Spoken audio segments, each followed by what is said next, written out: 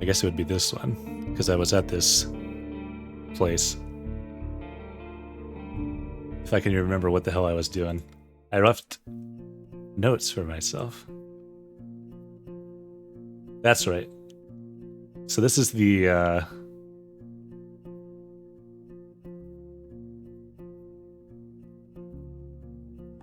this is this place, Pelted to the North, which is an inn.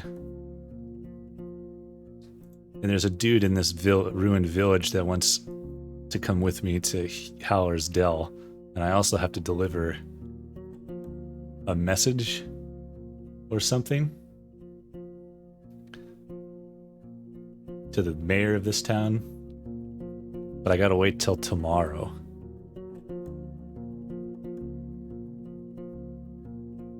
So I could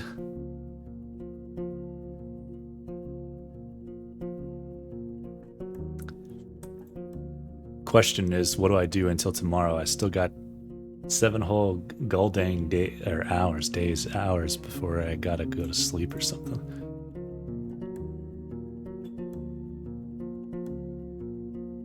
The well.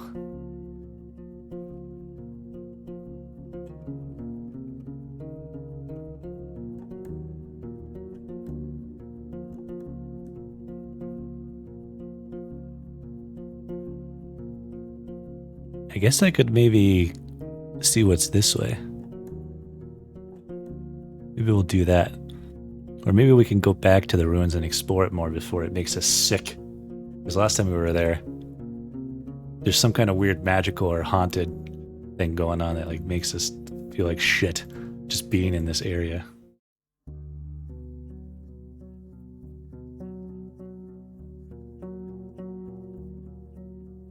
I go somewhere else. I just can't do anything else today. Is that what's going on? Apparently not. Apparently I already had to leave because of that, so I can't go back in right now. So let's just continue into a new place. Shapes of the mountains are cutting through the horizon. The water gets gradually less muddy. Cleaner it gets, the more animals you see. A family of deer blocks the road, resting and enjoying the cold water, which would be deadly for a human stomach. You consider riding around them through the sparse meadow, but your presence also causes them disquiet. Without much haste, they regroup and run east into the leafy forest. Kind of looks like we're going to a cave or something. Oh. You've reached Hag Hills, the wall of stones that has blocked the city's grasp. The one well-established route through them leads through the valley where you found Tullia's camp. There are no maps of the highlands nor local tribes, only stories. The beaten path leads you by the garden beds of herbs and vegetables to an old yet not abandoned mine. Hidden behind a massive door made of steel, the humming of a spring is hidden beneath the piercing shouts of birds that circle above the pond, seeking insects to feast upon. I'm actually kind of curious. There's this thing in the settings for deaf support, which is supposed to, the narration describes sounds in greater detail. And I wonder, would it have told me some of this stuff if I didn't have that on? And like, why would you ever not want that on? Because it's cool to just get it narrated to you anyway. So I don't know. I look around, there's no hitching rail for a mount. Oh, a bearded, skinny elder sits still on a bench, observing you like a sculpture with his legs crossed and his fingers interlocked on his abdomen. Who the heck is this guy? Good day to you, don't worry about my horse, I'll keep it away from your garden. Something has swallowed your wall, old man. Better move your veggies inside.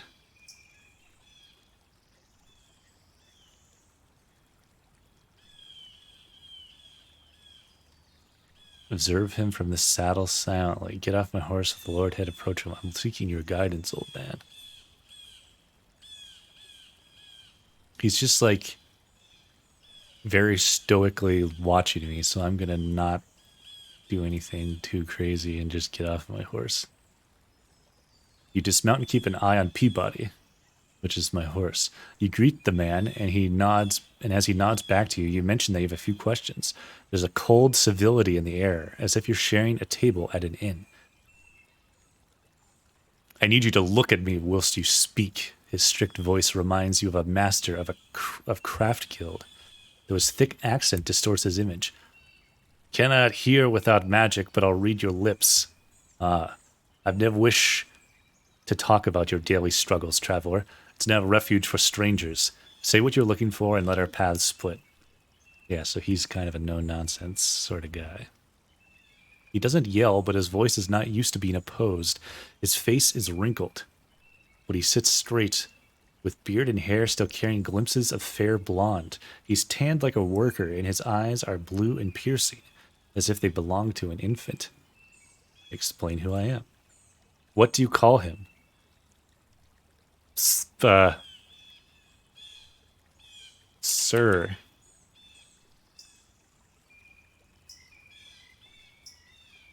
He stares off across the garden, forcing you to wait in silence. The elder is tall, with long hair and a beard that was let loose a long time ago. His sandals are covered in dust, and you spot dirt on his clothes and skin. The woolen tunic and linen were made with care, decorated with colorful threads at the collar and sleeves. Now all the blues and greens have faded, and the fabric is held together by patches and stitches. His hands are still folded, the voice remains firm. You do not know our customs, your name, your trade, your calling me Nathan to the forest. I do not know what you expected to find here, but this is now a place for strangers. He doesn't know what he's talking about. I mean, wait for him to look at me? Question mark? The man stands up and approaches your palfrey. Without touching it, he observes its eyes, mane, stomach, and the rear. Peabody ignores this examination. The nose is right then. Asterion is dead, as are his plans. Such is the fate of all dreamers. He turns towards you with a grim look. Are you going to look for him? You nod. Why? If he's vanished into the fogs, there's nae point in putting yourself in danger. What do you expect to find? It's a job, there's a reward for finding him. He may need my help. Do you know what kind of danger he encountered? If he's dead, I want people to know about it. If someone tried to make him disappear, they deserve to face justice.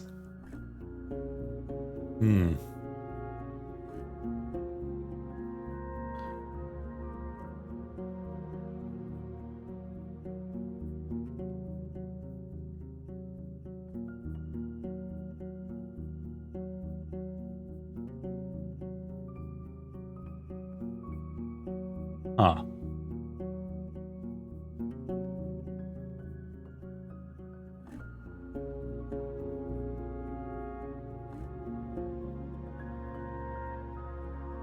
I'm not sure how to answer this, but I feel like the way I've been playing my character, I would say something dumb like this. They need to face justice. His chuckle is close to being a cough. This realm is owned by beasts. Doom falls upon any soul that pokes the clouds with a stick. His eyes are amused. If someone had hurt him, they would have given you dozens of reasons why it was crucial for their survival. He pauses for a moment. Good luck looking for justice, traveler. When an egg is cracked by an ant, there's no right or wrong side. What? With lively steps, he heads towards the spring. He washes his hands once again, forcing you to wait.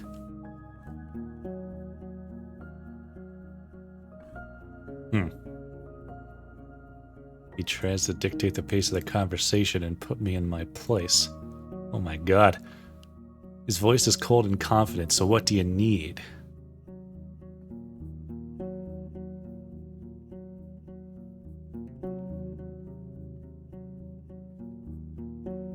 So is there a certain way I'm supposed to refer to him? Which is why it asked me, but I don't know what that is. Or who this guy is. Have you met Asterion? He wanders among the garden beds from time to time, touching the leaves at hand. He was here more than once. He was never one to stand aside and let the events play out by themselves. The villagers from the north are sometimes in need of my assistance, and Asterion was serving them as a messenger. He bends down and tears away a small, flowerless plant. He wanted to settle down among these roads, maybe to live freely. He had great plans and wanted to make this realm flourish, to rebuild the ruins, get rid of the brigands, and clear out the trade route. I told him that the forest needs no more people, and that this realm is too wild to feed and clothe everyone. His greed and dreams have eaten him, and now he is no more. He pauses, and you can hear his heavy breathing, as if he's getting tired. He straightens up, and that's that, traveler. If you want to look for his shell, travel north, far north. People there should know where he is. That follows with what I already know.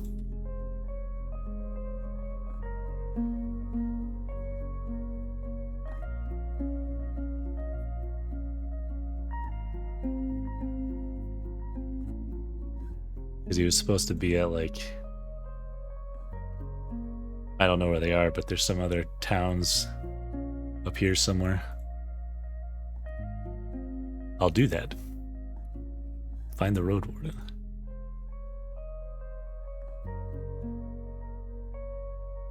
I guess I got information about some people.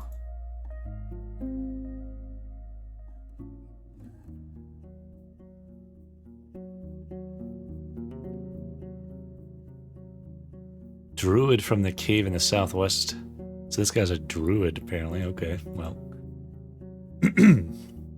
So maybe they have like a certain title.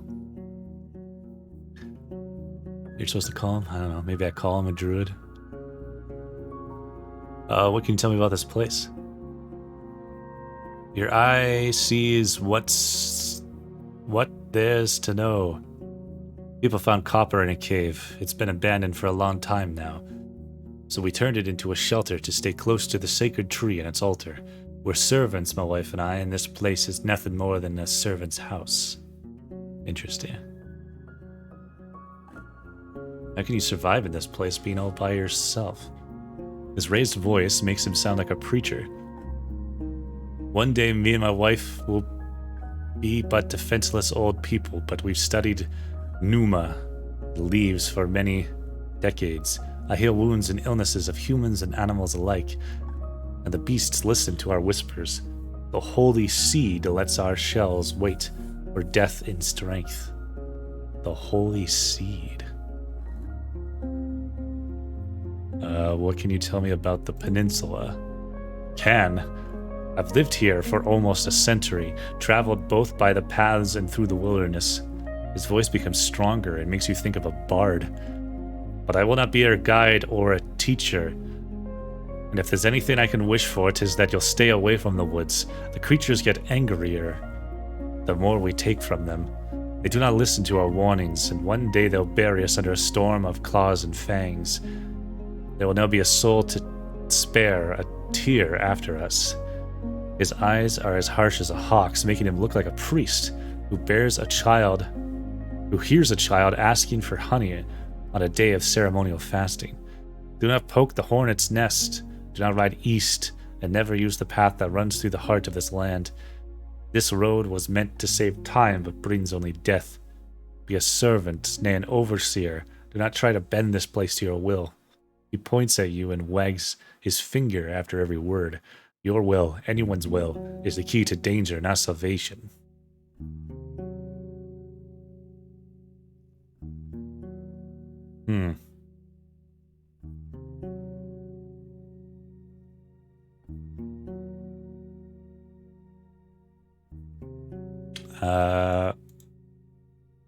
I'm playing my character a certain way, so I need to take some risks to achieve my goals.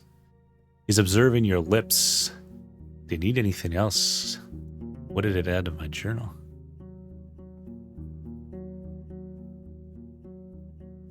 The old mindset in Hag Hills is flooded. How do I know that?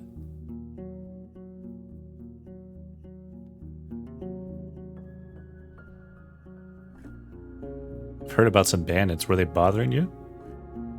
Gaussia's band.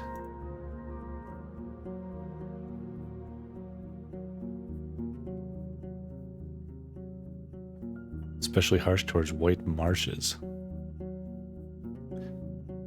He strokes his beard, but then grasps it nervously. There are souls who steal from White Marshes, a village in the north. They would not dare to show up here, but those brigands are brutes, simpletons. Ava, their leader. What? Even their leader? Garcia only listens to force and will humiliate for the enjoyment of her band. She cannot be afraid of some lost Roadwarden. He lets go of his beard and lowers his head. She's drifted so far away from her old self, a kind, bright girl from Gale Rocks, loved by her parents, but now do not cross her, or she'll find you.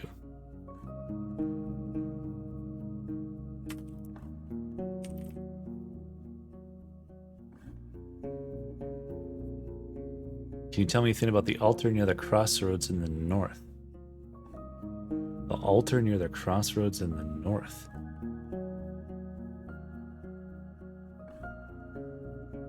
This altar?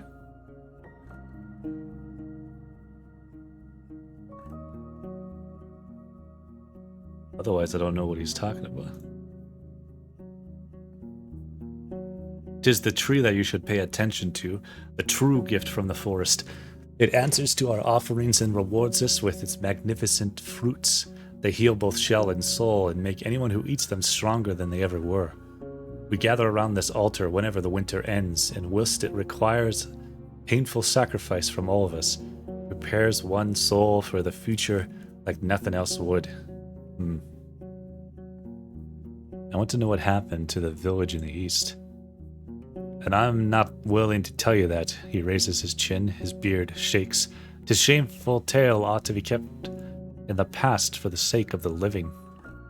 He's not willing to speak with me about the ruined village. "What can you tell me about the druids?" He strokes his beard gently. "I will not share our past with strangers. We are of N for the people of Howard's Dell and for the lands around it." I don't understand what this means. We are of... They talk in this weird accent. That might just be a spelling mistake too, I don't know. "It seems the path at the heart of the woods is quite dangerous. It has a long and dark past and already caught many souls of its builders. 'Tis paved with blood, and last 10 years have revealed it was all for nothing. Since the days of..." He glances at you, once again surprising you with how shiny and lively the blueness of his eyes is. "Of grand discord. The tribes of this land are locking themselves in their fields and houses, too afraid to leave them behind, too untrusting to meet other souls unguarded. 'Tis now the first road to be claimed back by the wilderness, and will not be the last." You ask if he has any tips for you on how to survive such a trip, and he tells you it would be wiser to just avoid it. He then reaches to his pocket, grabs a leaf, and puts it in his mouth, chewing gently. "Death may take many paths to us strangers, but cats are the one enemy that's both as dangerous in its stealth as in combat. No human can fight it alone. If you see one of them and it's too late. Do not provoke it, make it wary. But scared, look big, talk a lot, seek its action in its eyes."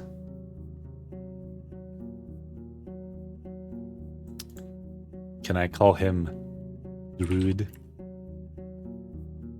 Can I call him Father?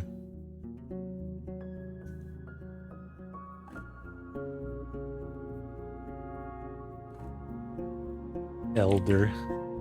I don't know. I'm looking for a job. He looks at the garden beds. "We have everything we need. Can I enter the cavern? I need a place to rest." Why would I allow a stranger to do such a thing?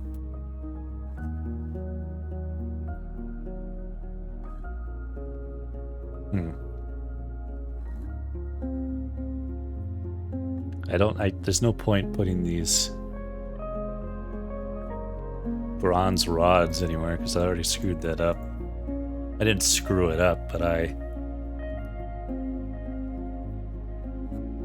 may have sold and or sacrificed them instead of putting them in the places I was supposed to, but so I can't complete the quest is the point.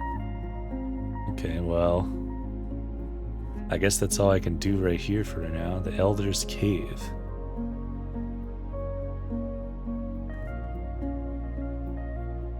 Very curious to know like what the full map actually looks like, because there seems to be some road through the center, which they talk about.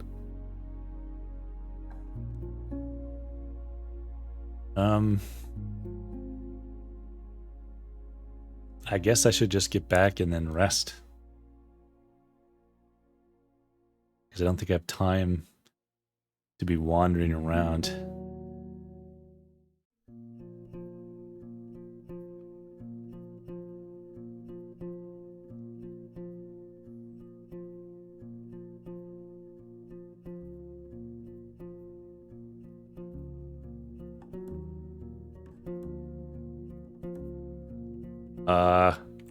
Old man. What would I call this guy? Elder? Maybe he doesn't know anything about him.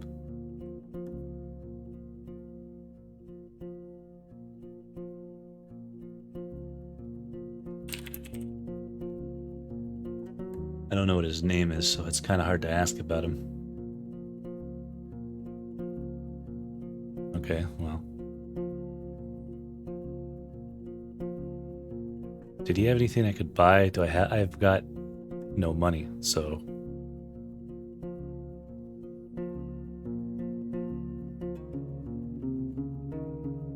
Can I sleep here?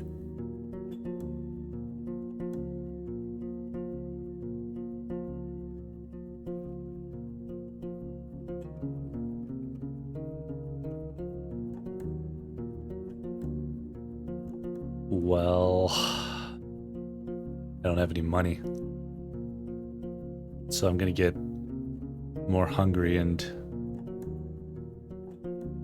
everything else than I normally would, but I don't really have a choice.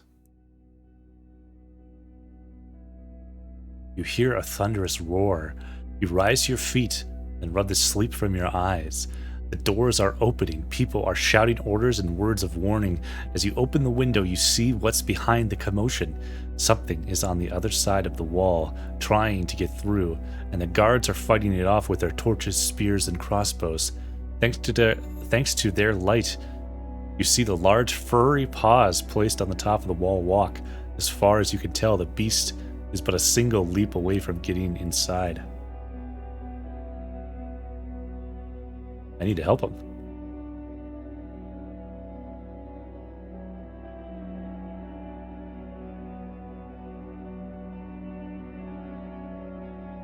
You look for your gambeson and blade, still a bit foggy in your thoughts, and once you find them, you struggle to get inside the jacket. As your habits kick in, you see the innkeeper right in front of you, holding a candle. "You're a guest, stay here," he says without a shadow of hesitation. "My team has no time to worry about outsiders." Just after his words, you hear a cheerful laughter from the wall. Judging by the way they point their fingers and lower their weapons, the beast is fleeing.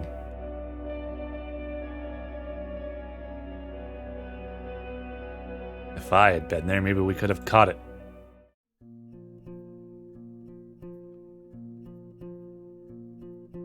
The uncomfortable sleeping spot and the sounds of conversation and closing doors wake you up a few times during the night. Nevertheless, your back survives. The morning air here is stuffy, and the innkeeper is already starting a fire in the stove. Yes, if you need anything. Do you have any leftovers? Yes, I feed them to our boar. I won't give them away for nothing. He tells you to wait, then leaves the building for a few minutes and returns with a wooden bucket and a long stick ending with a hook. Go through the gate and turn left. You'll see a bunch of bushes. We need some berries. Bring me back a bucketful and you'll be done in half an hour or so. Your horse could use a nap anyway, and I'll prepare something to fill you. The hook is not made of metal or wood. It's a long curved claw, almost black. I reach for the tools. Half an hour, that's quite a lot for berry picking. You received a set of tools. Do I actually have them? Tools for berry picking. Golly, I bet that would have been nice to have earlier on, potentially. The tools are cold, not too heavy. You notice a pair of thick gloves at the bottom of the bucket. Ah, the berries are not a problem, the innkeeper smirks. Unlike the snakes, better scare them away with a stick or move them with a hook and protect your hands. The little ones won't eat you, but don't get bitten. I'm sure you know how to be patient. Fine, I'll go right away. Go get berries. The innkeeper knew what he was talking about. You put on the gloves and look through the bushes from a safe distance. It doesn't take long before you notice the first serpent lying on a rock somewhere in the thicket. The creatures are not that large, and even if some of them hiss at you or slither closer, the jabs of the hook keep them at a distance. You don't know much about these berries. They're round and reddish. You wouldn't trust such a color even if you were looking for food in the wilderness. Plants don't have thorns, but the leaves are harsh, so you make sure to thoroughly cover your skin with your clothes. You have to look through many bushes to fill the bucket, but the presence of insects and snakes doesn't allow you to relax. Gather the berries and go back to the inn.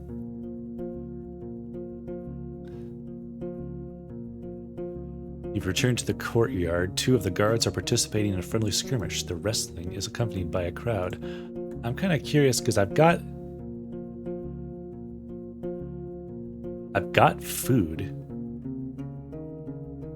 I guess I have to do this. Do these rot or anything? I don't know. I guess 30 minutes for a meal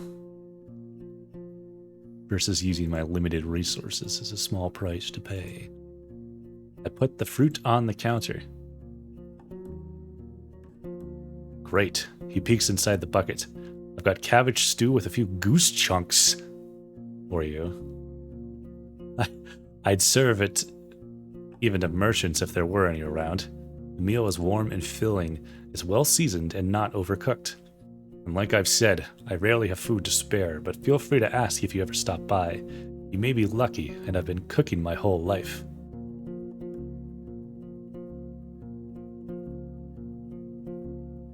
What am I doing? Scorn is out? Are you sure?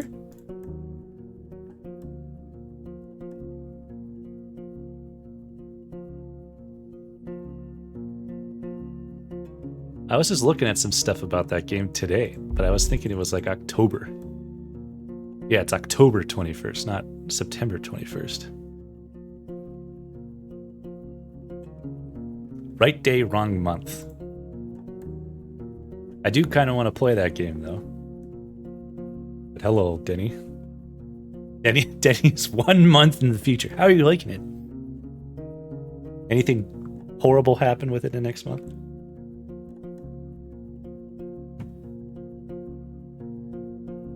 It sucks. Dang. Feels bad.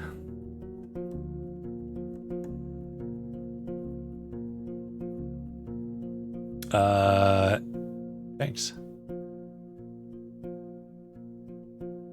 And how did that little hook of mine work out for you? I see you still have your hands. I don't have any money, so I couldn't buy it from him.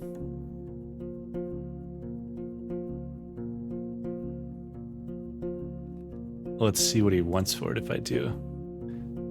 Can't you make one yourself?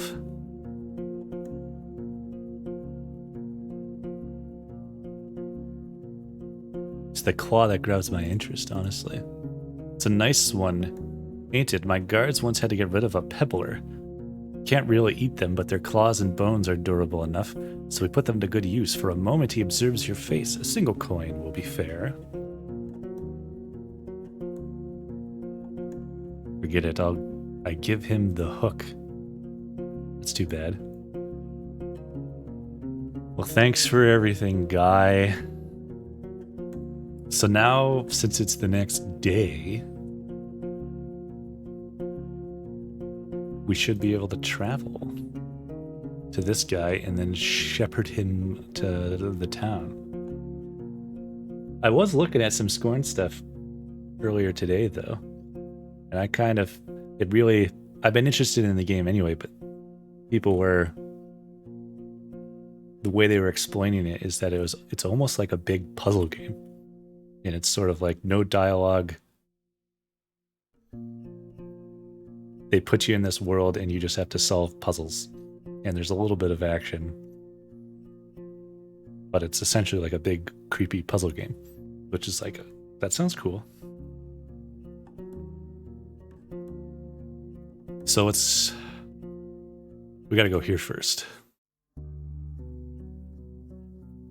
I was already playing it. There might have been like already been like a pre-release demo or something that certain people had access to. I don't know.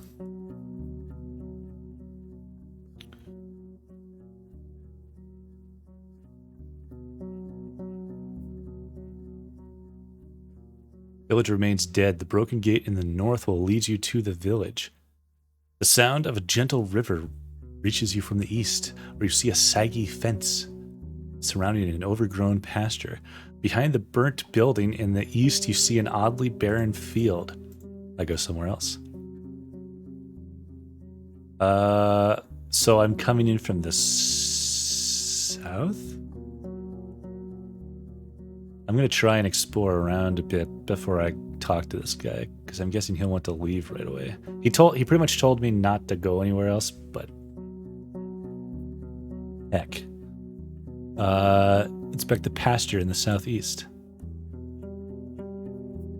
You don't find a single sign of the livestock that lived here in the past.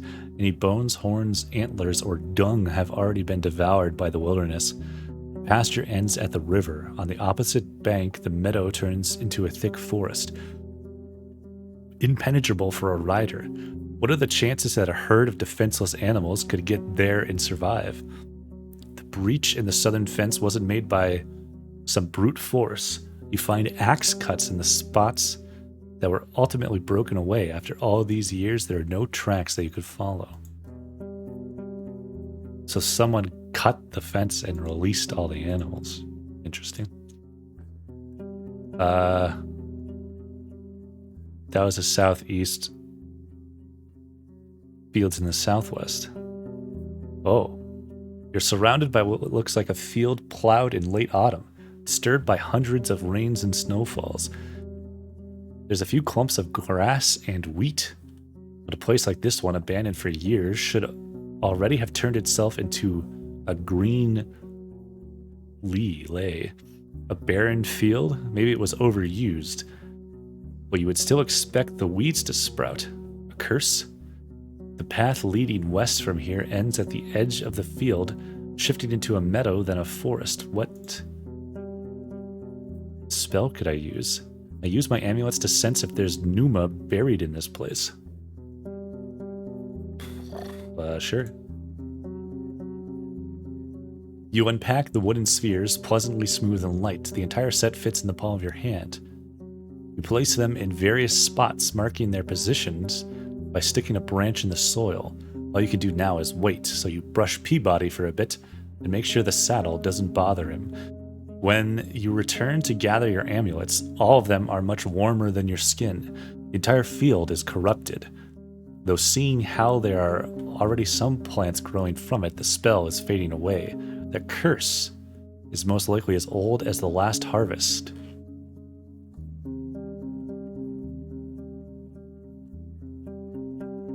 So definitely something strange happened here. Your stomach makes you let out a painful groan. I'm already getting sick of being here.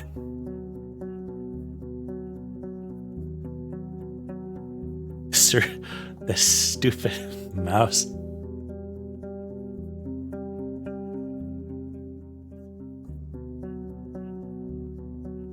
Heck yeah. We're a rat-friendly channel here.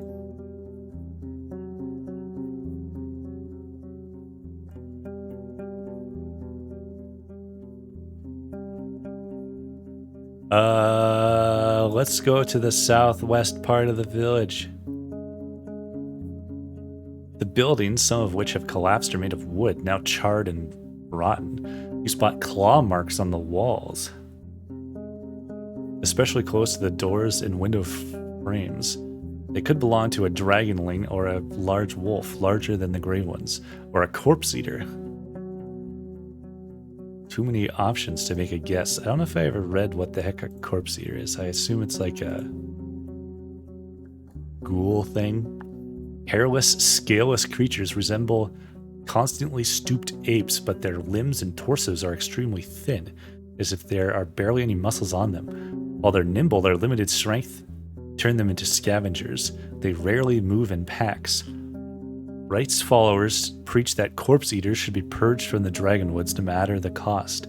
A famous tale from the tablets describes the ancient home of these beasts, the Shadow Vale. They hunted and devoured any human they could find and woke up their undead shells right away, even without a fog. Countless expeditions, even from the days before the 10 cities, were meant to wipe them out in the woods. Huh.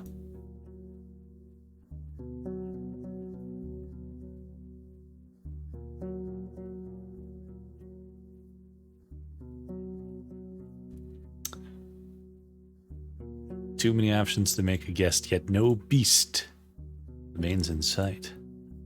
You find the remains of clothes, furniture, odds, and ends. Only one object seems to be of use, a basket-like fish trap made of vines and willow branches. If a large fish swims into it, it won't be able to get out on its own. Quite large, but it can fit on my saddle. Nice. The closer you are to the village, the longer you stay around, the sicker you feel. The taste of gastric juices hits your mouth, your forehead hurts, you start to stumble. Peabody, worried by the sight, pokes your head with its nose.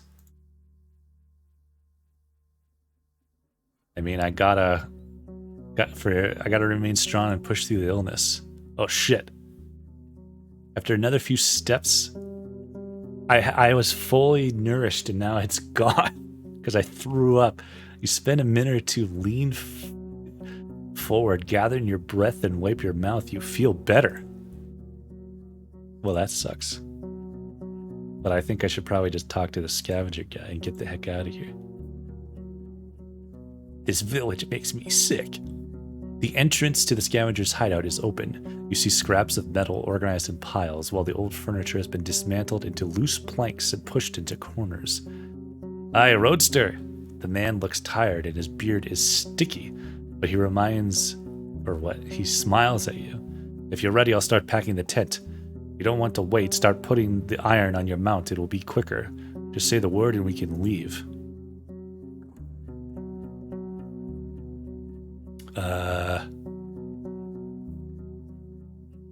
This village makes me sick.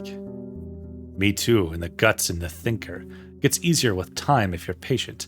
Must be the air and the smell of death. Death and ape men piss. He pats his stomach while laughing. Have you seen any bandit hideouts nearby? Nah, I think they're in the north or east. I stuck to the western road and no shell bothered me. Sorry, can't help you. Why do you want to go to Howersdale? If you want to go south, we should travel to Pelt to the north. I mean, I see your point, but I've never been there. Can they afford my iron? Do they have means to pay for it? I need coins to find a handy bunch that will walk south with me, and I need a new staff and bolts.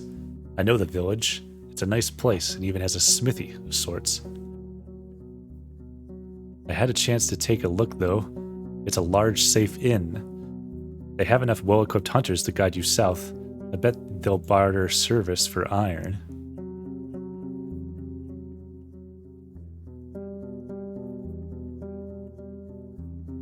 Well, it's a shorter path, I guess. Fewer spots to get surrounded by corpsers. If you're sure it's the best option, fine. I'll trust the Roadster's judgment. I want to go to Howersdale anyway. What is the difference of going from here to there, which is right next to each other? or traveling along this road all the way up to here, which is slightly farther. Either way, something wacky, I'm sure, is about to happen. Can I eat something?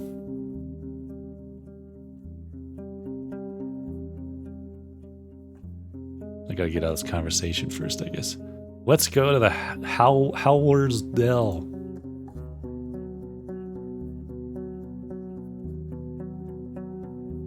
The scavenger keeps asking you to watch out for beasts and wraps the sharper scraps of iron in his cape. Holding the tent and putting it on your horse takes a while, and neither of you can sit down on the large pile of sacks and bundles. There's a long walk ahead of you, but for Peabody it won't be much of a burden. Once you clear the room, you walk away. You hear only the birds and horseshoes. Then, after a couple of moments, the man starts to whisper. Faster, eh? The apes are looking at us. You don't see any proof of that. Do I trust this guy?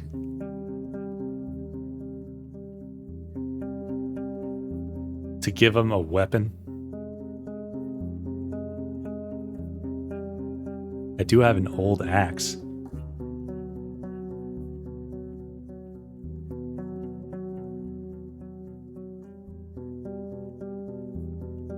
I'm gonna quick save. Here, take my second axe.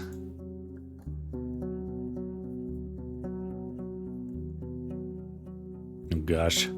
You move forward, slowed down by having to secure the bundles on Peabody's back and carry your own bags. After half an hour, the man asks for a break. Even though you shared your food with him, he's not fully recovered from days of hunger. But the farther away you get from the ruins, the more cheerful and talkative he gets. Mostly speaking about the thing he needs to buy and how much he hated the damn place. Then, the beasts show up. I prepare my axe.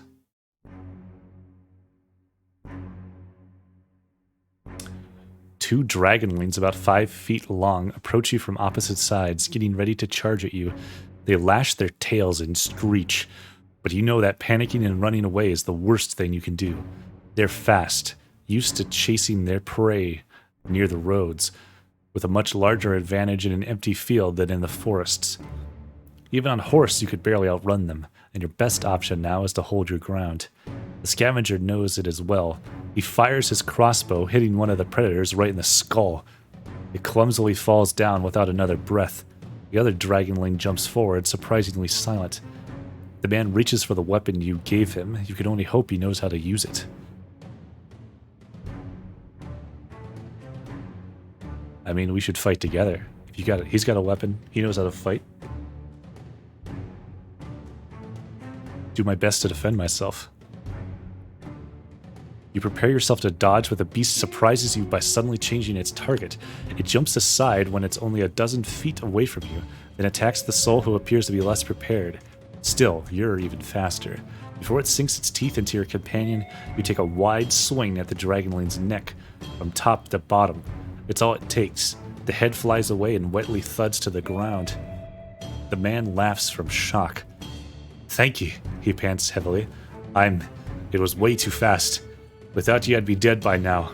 I better load the ballista again, You take a moment to judge the situation.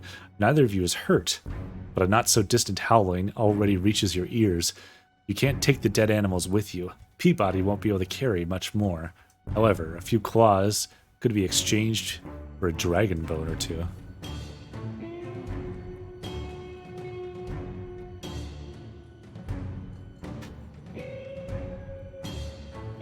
I feel like it's a poor idea to linger here. I don't need more blood. I rush the man and leave this place.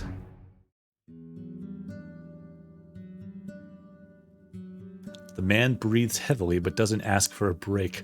Once you get close to the village, he lets out a sigh of relief.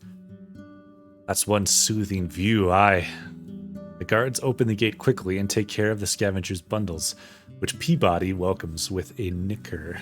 The man answers a couple of questions and asks if anyone has found his pack bird. Oh yeah, he had a bird. After a short conversation, he stretches out loudly and looks at you. Ha, now I don't have to point my ballista at the door whenever I hear paws on the pavement. Once you mention the reward, his face gets serious.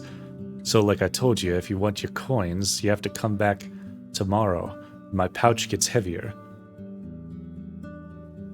Bao can and would prefer to give you the potion that repels 8 men instead. It's useful, but not as much as in the south as it is here in the woods. I don't think I want the jar. I don't even know if it works. Because when I talked to him before, it was like a jar of piss. But he says it'll repel them, but I'd rather take some money so I can actually pay to sleep and feed myself and stuff. So tomorrow, he'll give me 5 dragon bones.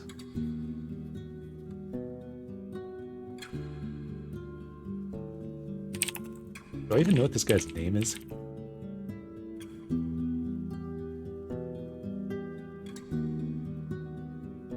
Tomorrow. Don't worry, if anything, I can always leave them to the mayor. I'll be here for at least a couple of days. You'll find me around. After all my recent camping, I'm ready to spend a few hours kissing this nice strong wall. He starts to laugh and walks away, waving goodbye. I take care of my horse and look around. You're wandering through the village. A man is showing a teenage girl how to chop firewood with a bone axe. An old fisher is waiting nearby, pointing at a tiny sparkling fish he's just caught. He did give me my axe back, too. That's good. Go to the main square. We approach the inn. A few souls sitting at the tables converse with one another while holding their mugs or snacking on bread with either honey or salted butter. The innkeeper spends most of his time outside cooking things for dinner. But occasionally he takes a break to make sure his daughter, who's sitting behind the counter, doesn't need his assistance. Thias is nowhere to be seen. That's who I want to talk to. The trader is bartering with a bunch of people at once, from time to time taking something from the wagon and putting it on the counter, then for some reason moving it back to where he took it from. The scavenger is sitting on a stool using a knife to turn a log of wood into a new cup. I could talk to him. How are things? Well, I've just arrived. I can tell you more tomorrow, when I spend a few hours on something soft and finally sell some iron. But damn, that smell around me is quite something, isn't it? I'm jumping into the stream soon. Tell me about your travels. Oh gosh.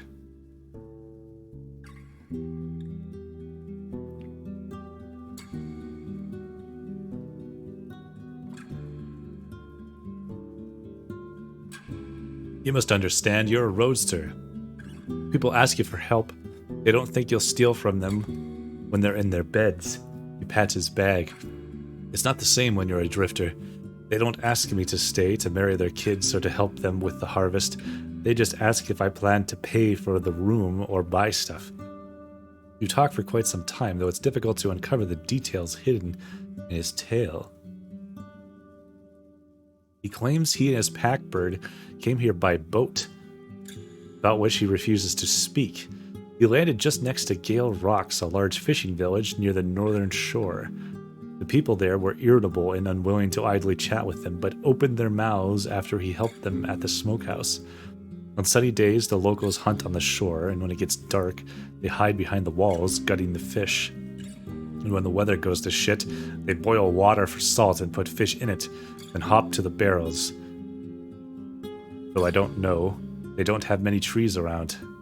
Then they sell the meat to the villages and, places. He clears his throat. Or crops. I let him continue. I was told to stay away from White Marshes, though no shell told me why. I joined a group of fish traders who were going to Old Pagos and its monastery. But I'll hate that place, bah, everyone does. He shrugs. I traded there for a bit. The villagers are cold. They spend days praying and talking on and on about their duty, and are gray like an ash worm. So I left at dawn Me and my bird? And wasn't that a mistake?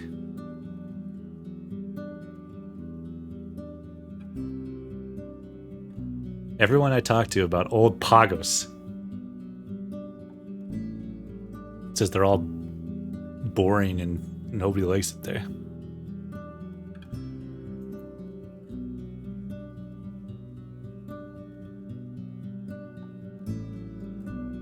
He was attacked by a short, bear-like creature. He tried to run away, but following his bird was a bad idea. He fell over in the thicket, so the monster had time to get to him. I hit it with a bolt. Wasn't enough. I kick it, so it bites my legs, tears my flesh away. I almost dozed off from the pain, but can you believe it? That lazy bird came back and charged at it with its beak. His dagger was enough to get through the surprised animal's belly. It ran away. How did you survive with such deep wounds? The bird was patient. It let me lean on it. My ballista scared Griffs away, and we got to Howler's Dell. That's where I found the elders. They agreed to heal me, but only for coin, and told me it's an exception. After a few questions, you're sure that by the elders he means the local druids, held by the villagers in great esteem. They didn't want to talk with me a whole lot, said I'm impudent. His tone is filled with mockery. You hear that? I spent time with Thias, at least she wasn't boring. So why'd you leave Howler's Dell alone? It wasn't smart to move to the ruins all by yourself. Ah, I shouldn't tell and I won't. You already know all you need to. Tell me about yourself. I could tell you stories for days, but who cares? He chuckles.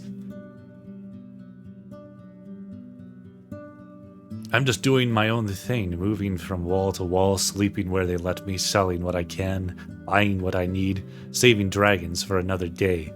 I used to be a sailor. People called me Pyros because of the, he points at the burned skin on his forehead.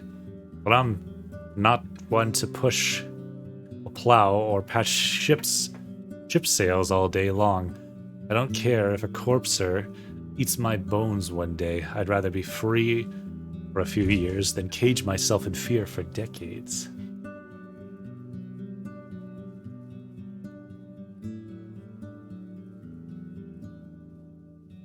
And I'm damn good at staying safe.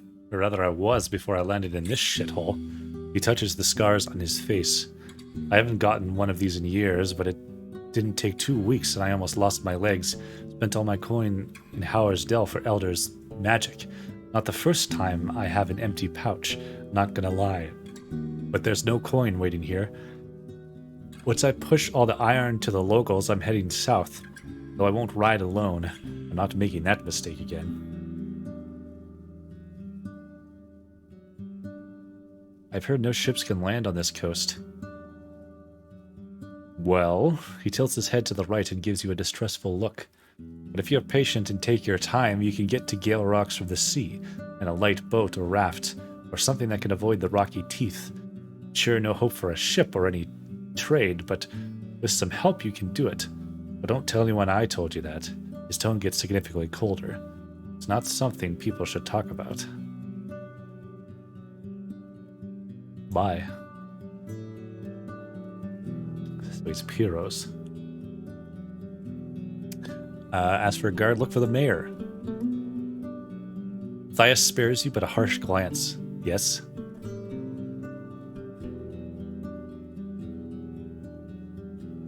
I was in Pelt of the North. The innkeeper feels uneasy about Glaucia's band.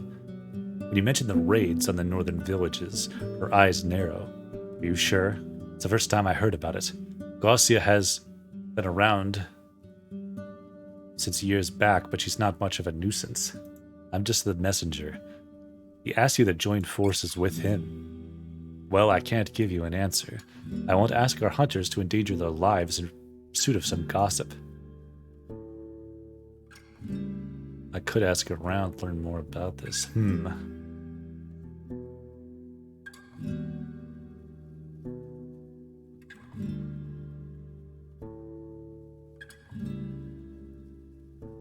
She sighs with exaggerated relief.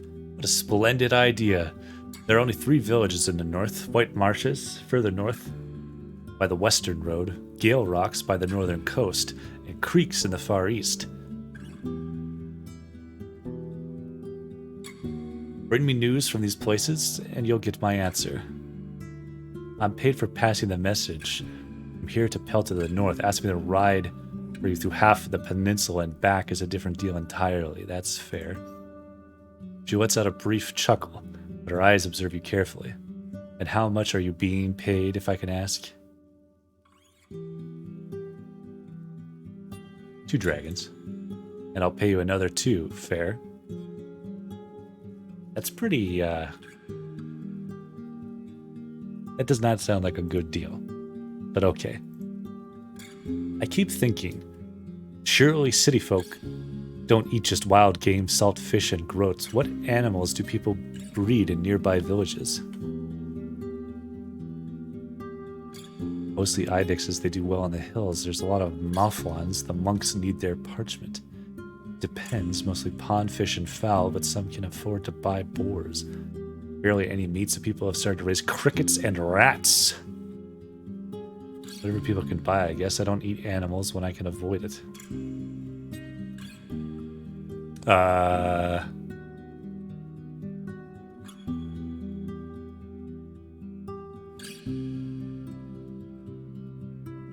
This is kind of... I don't think there's any consequences to what I choose. I just pick something and that becomes reality.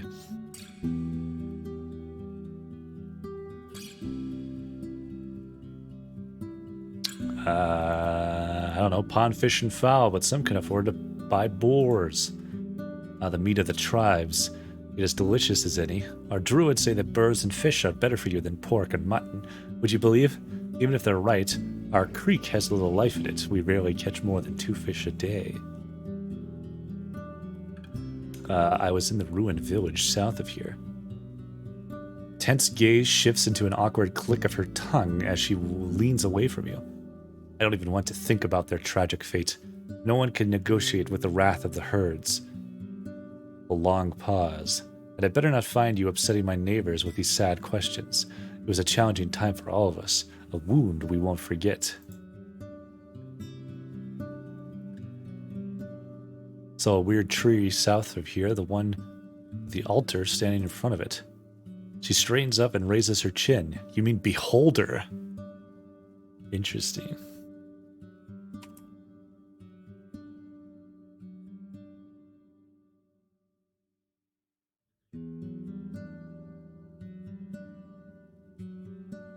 The guardian spirit of our wetlands. Every fall we bring in our gifts, and in return it provides us with its blessed fruit, the flesh of the forest. She stares into your eyes.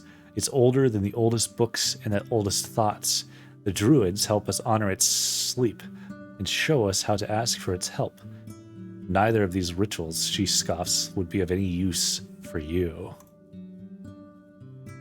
Thank you for your time. I wonder...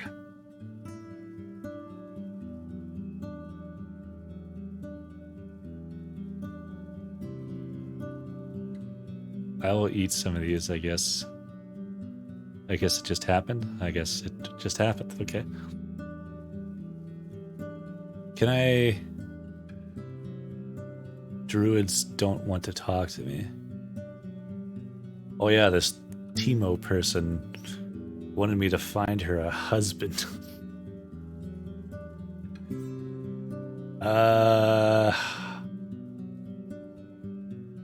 What time is it?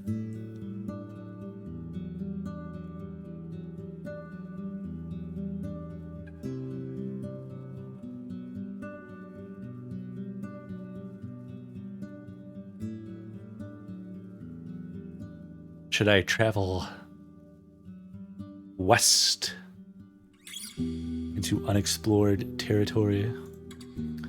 I suppose. Path gets greener and meanders between treacherous precipices. You ride slowly, passing by birds and ibexes. But in the distance, you spot circling harpies. And below you, a roaming mountain cat pursuing a mouflon. You take a sip from your water skin. The air here is a bit dry. Harpies. You look like a hybrid of a goblin and a bat. While they're much stronger than the common birds of prey, they're infamous for their cowardice. They only attack in great numbers, selecting targets that seem to be alone or weakened, often trying to scare away other predators from their prey. Let's hope that the echo of hooves won't reach any larger beasts. Herpes? Harpies. Harpies, not herpes.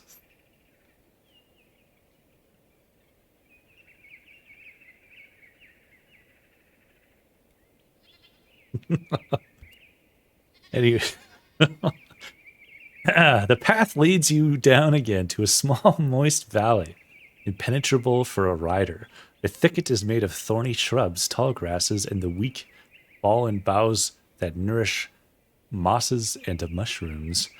You imagine the remnants of the path covered with greenish puddles.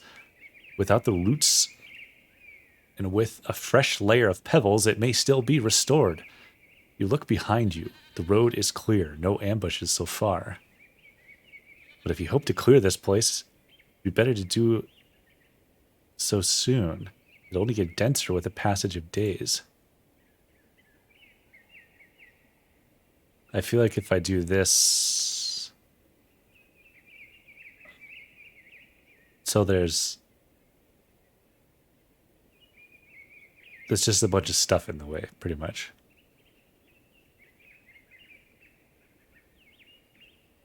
I don't own any potion that could help me here. Huh. I feel like if I try and do it fast, though, this is what I'm trying to say. If I try to do it fast, it'll probably affect my vitality. Alright, let's start clearing the path. There goes all my food. Your muscles, not used to such tiring work, grow tired quickly. I kind of like it's subtle, but there was a bunch of stuff in the way on the road on the left here. But now it's kind of cleared out. Like the map, little map will actually change based on the stuff going on. I think that's kind of cool. So you take a few short breaks, avoiding the thorns and dirty water. When it comes to pushing aside the boughs, you breathe heavily, but you need only enough space to let your palfrey get through. Maybe the animals will start to roam this place again, beating the path. Oh. Oh. I like this peaceful, just like birds chirping. Cheeping.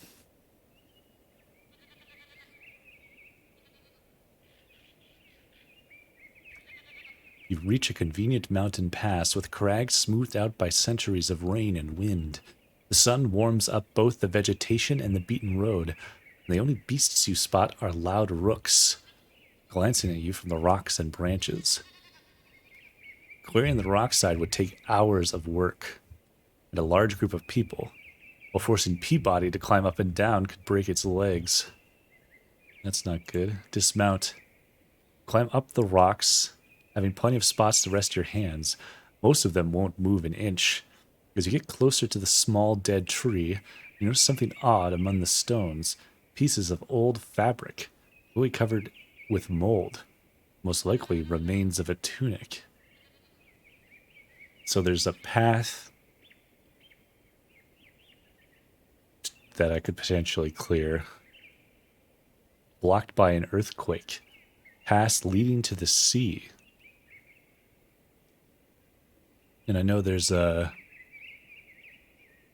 Where was that at? There's a abandoned watchtower that could get fixed. And then...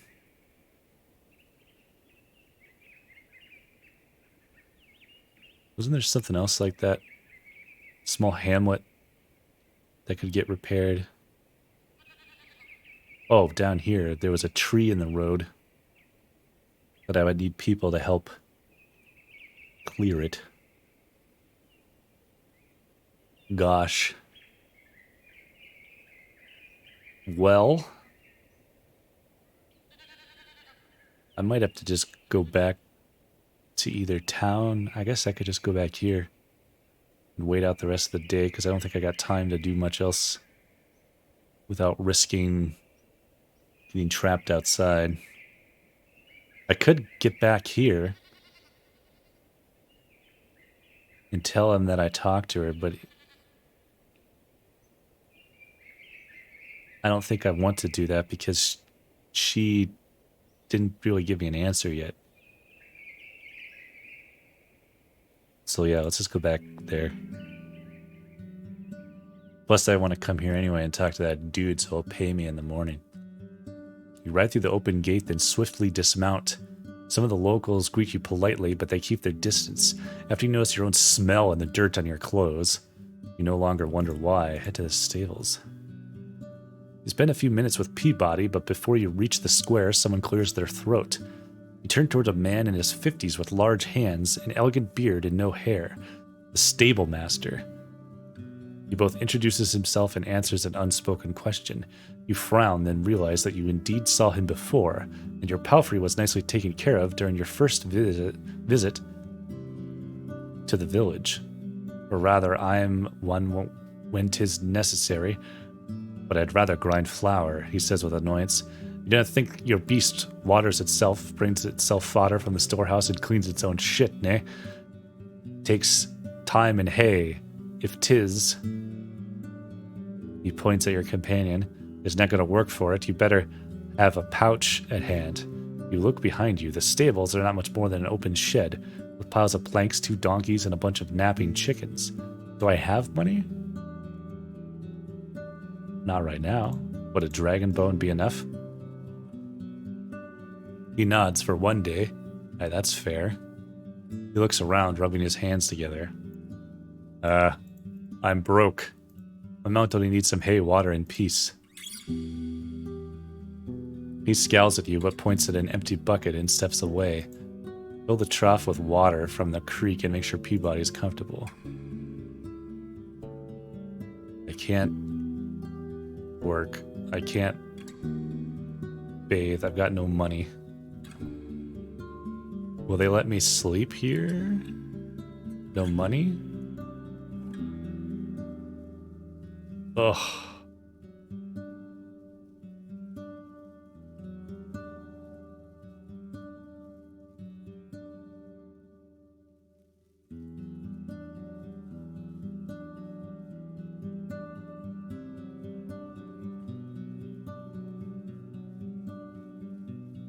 So I don't need to heal. This sucks. Sucks being broke. Sure hope this guy doesn't skip town and not pay me. As you prepare your belongings, you realize that the days are getting noticeably shorter. The closer you get to autumn, the less time you'll have before the beasts of the night leave their lairs. For now, it won't be that bad, but I better make sure not to waste too many hours. Day 5. It's a calm, warm night. As your first sleep ends, you stretch out and prepare yourself for an active hour or two. It's time to take care of some things that must be done at least once every few days, so they are a bit more challenging than your nightly routine. It kind of depends. It depends on how much you buy and you find things to sell and that kind of stuff.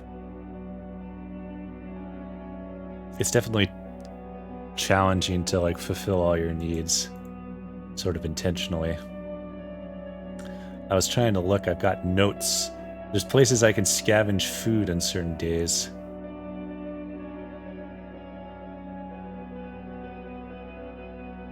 On day 6 or so, and I'm on 5, I should be able to scavenge food up north. On 7, out east, there's some stuff.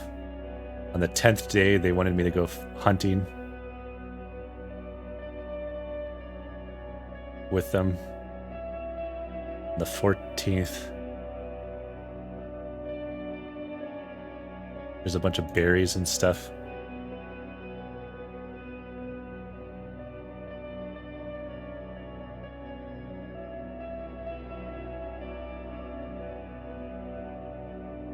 Anyway.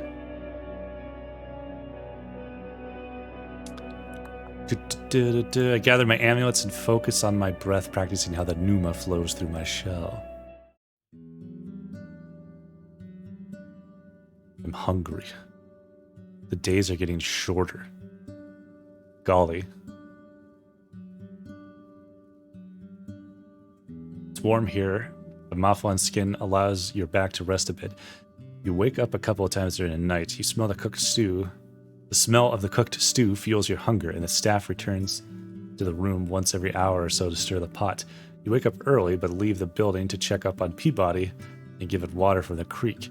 The innkeeper is sitting near the door from time to time, carrying out another bowl of either stew or gruel. I almost said stool. Matthias is nowhere to be seen. Pyros is sitting at a table eating gruel from a bowl. Go to Pyros. I want my money. +7! And you shall have it. You saved my life, or what's left of it. And thanks to you, the lizards didn't bite my arm off. Here's what we agreed to, 5 dragons, and these 2 more for your help on the road. I hope you eat and sleep well for it. You deserve it. I have some other questions. How are things? It's not bad here, not bad at all. They bought what I could sell, but I'll now have to plan out what to do next. I don't care. I'll wait for a couple days, craft some things, rest from the forests. I'll leave when I can. He scratches his cheek and beard and finally sighs. But I do feel like I've eaten a troll shit. When I landed here, I had my pile of bundles and trinkets, and now I'm starting with nothing again. I should have listened to the warnings. This land belongs to no man. Bye. Okay, well now I got money. 7.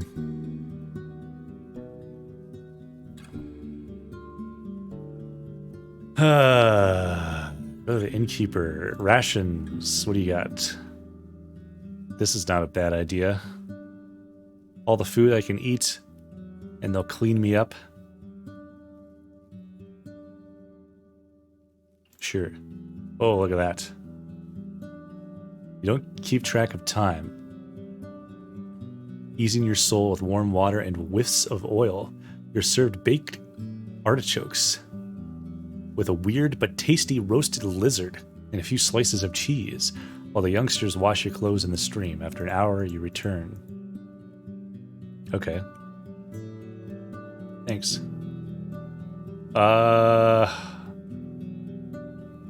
It is day 6. And I want to go north anyway.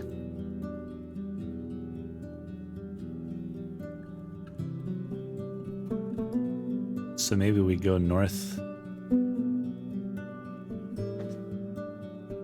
This is where I think there might be some food.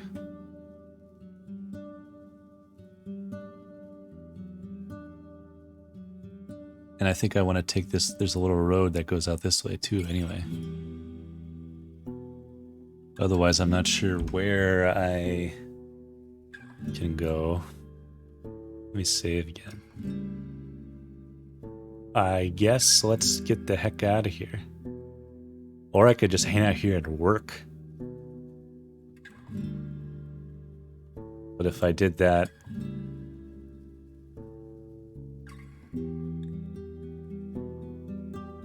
it would take 4 hours to get to Foggy Lake.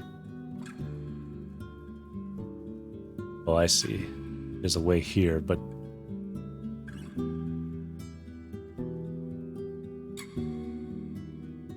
I think I want to go here anyway. So I might be able to work, get some more money, and then travel. Is that worth it?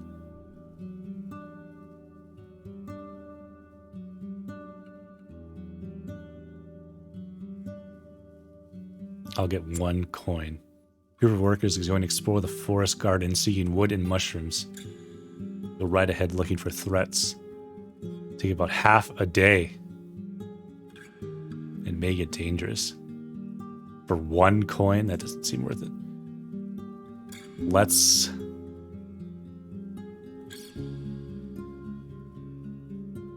There's also something here. Man, there's too much to do.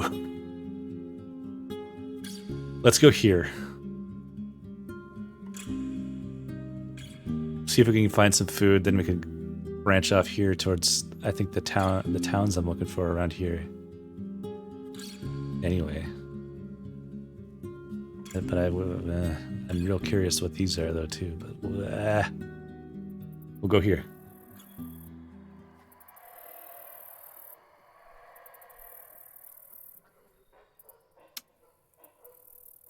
Fish trap in the bank.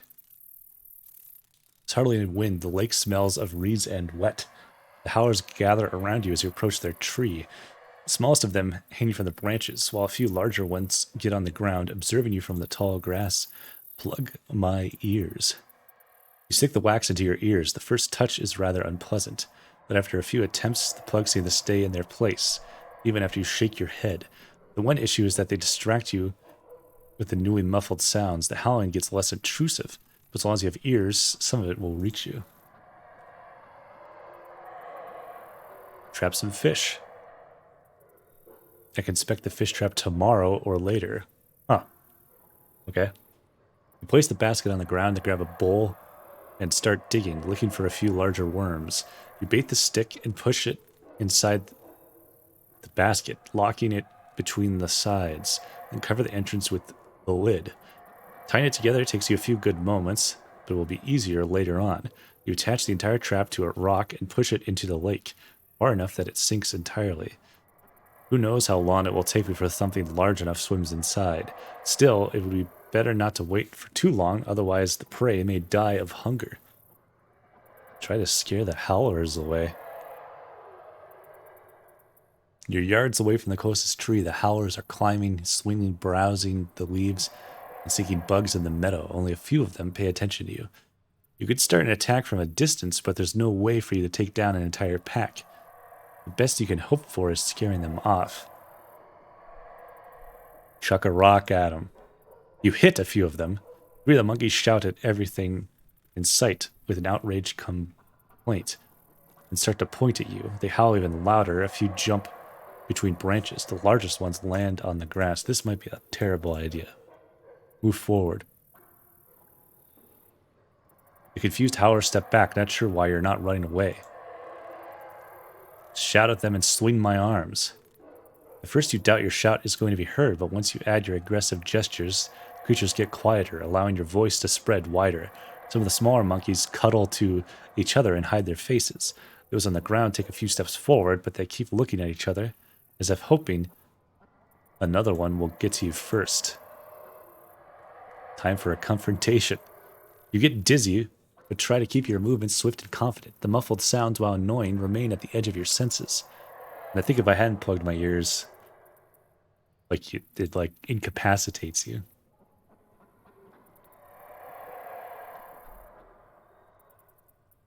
Reach for my wand or my axe. I mean, I'm not that great at fighting, but I got spells.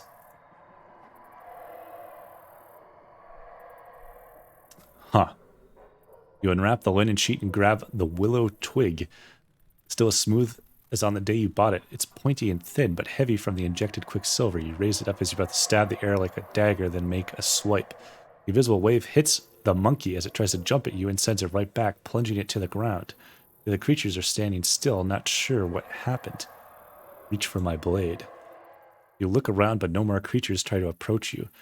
You step forward and raise your blade. The wounded monkeys run away. The others follow soon after. They don't look back. You doubt they'll forget the threat you pose. Huh. Okay.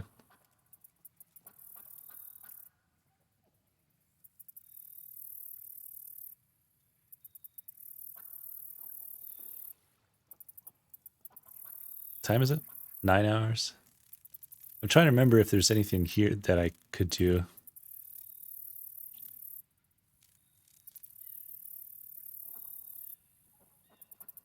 What's this place called? The Northern Road.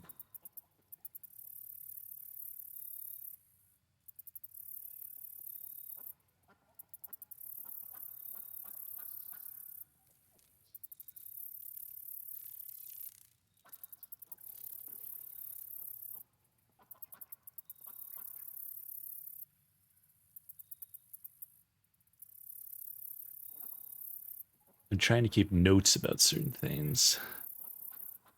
Let me save again. Travel. Go back to this place. I kind of feel like I did I sort of did everything I could here, but I couldn't remember for sure. I will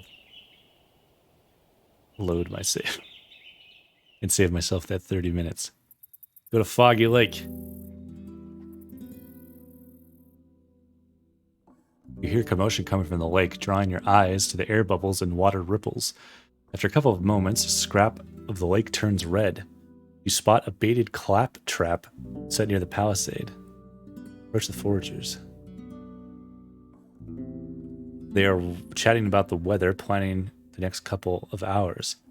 So Caius, your boss told me of some sort of visions. He meets your eyes and straightens up, reaching out to you with a dirty hand. I allow him. It rests on your shoulders, light like a bird.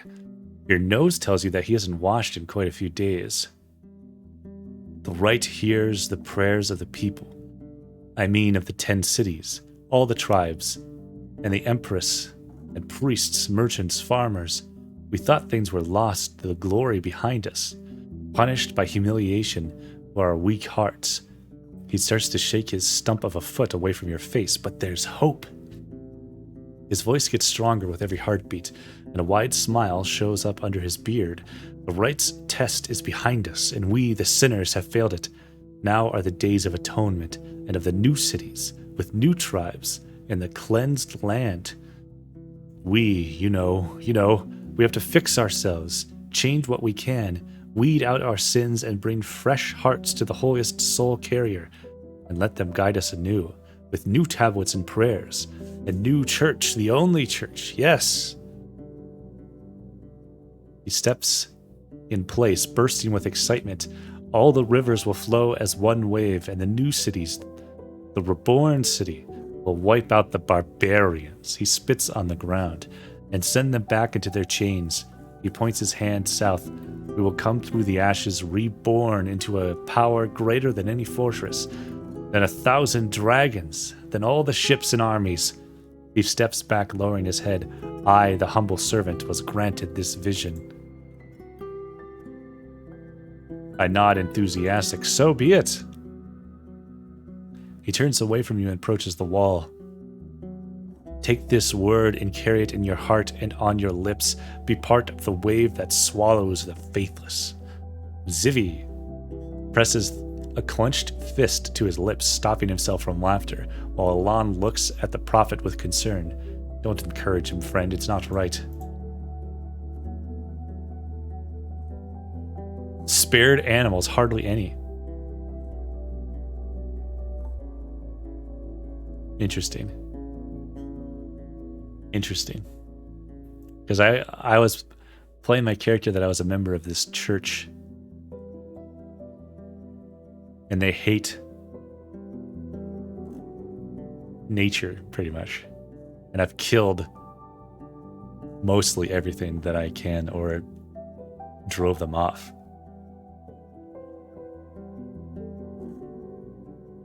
So I'm kind of curious if that actually affects things. I haven't lied to anybody, which I think would be bad. Depending on your beliefs, saving and sparing animals either makes you a weakling or soothes your soul.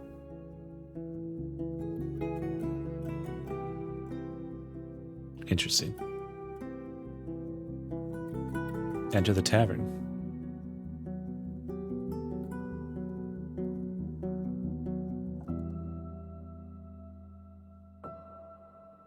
Iron scraps, fresh meals. I don't really need it right now.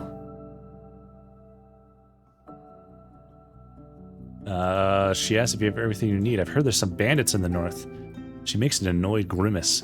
What can I tell you, dear? You know how it goes. Lost souls need a new path after an awfulness finds them. But the years go by and it doesn't get any easier. One day they take a pile of firewood, another one some bread and clothes. After they start hurting folks, there's no way back, even if they're not all that cruel. You ask her some more, but she's reluctant to give you straightforward answers. You don't have to worry about Glacia's band. They hunt, sometimes take this or that, scavenge after folks who get jumped by beasts. But she never tried to threaten my place. You're safe here. And why would they try to bother a Roadwarden.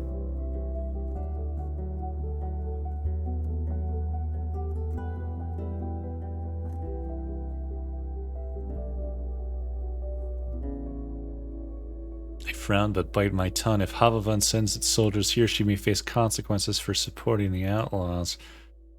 Her scarred lips form a grimace of a smile.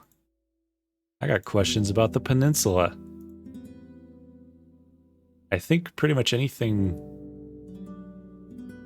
west of here I've not talked to her about. The Northern Road. That's where we are. She waves her hand as if she's inviting you to enter a new room. You can keep riding west and south to get to the crossroad that leads into the bogs. It will take you to White Marshes. Other than that, you can either ride north to Gale Rocks or northeast to Creeks.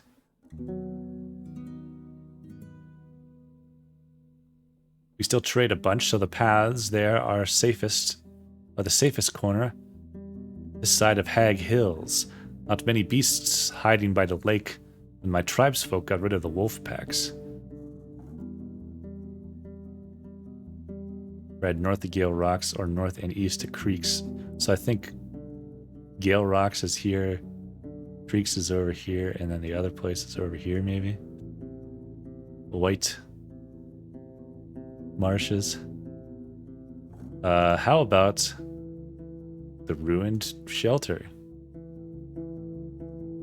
Ruined shelter. It used to be a fine spot where folks moving heavy wares with them, be it in bags or wagons. Even draft beasts need to rest after walking uphill, eh? Not this beast, of course. She flexes her arm, then bursts into laughter. Just kidding. No shame on hard workers. That shelter's not all that safe, but a good spot to spend an hour or so in the middle of the day while moving from Gale Rocks to Old Pagos. Oh yeah, where the heck is Old Pagos? Say to eat dinner, but no soul looks after it anymore. Don't know why. It's been maybe 10 years since the last time someone bothered with fixing the gate.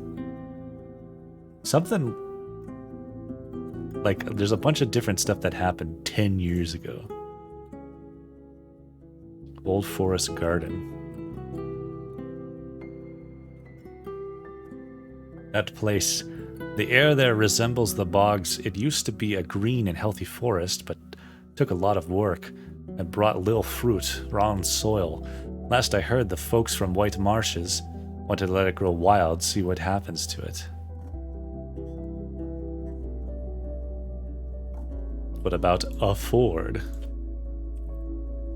After you describe the ford, close to the western crossroad, she scratches her shoulder, then her back.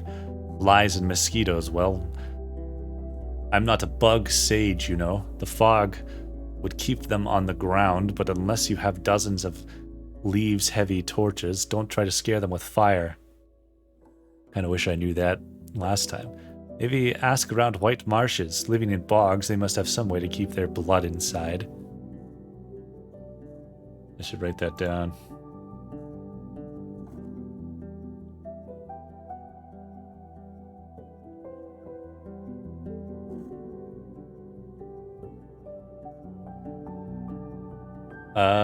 What else can I ask about? The ford.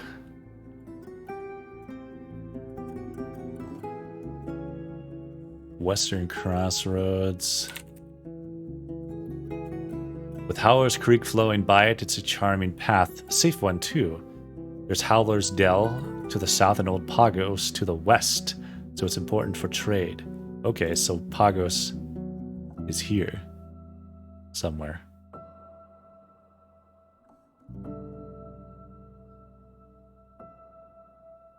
Old Pagos.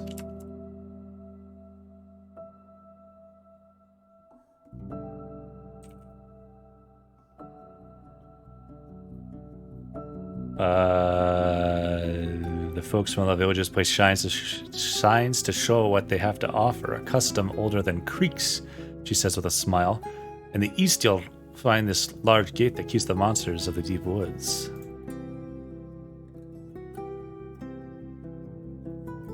What about a rock slide?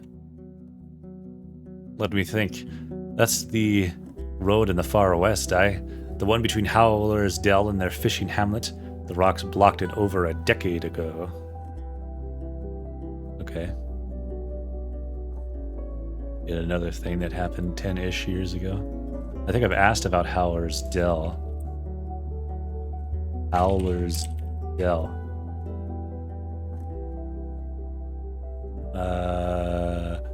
There's a lot to say about Howler's Dell, dear.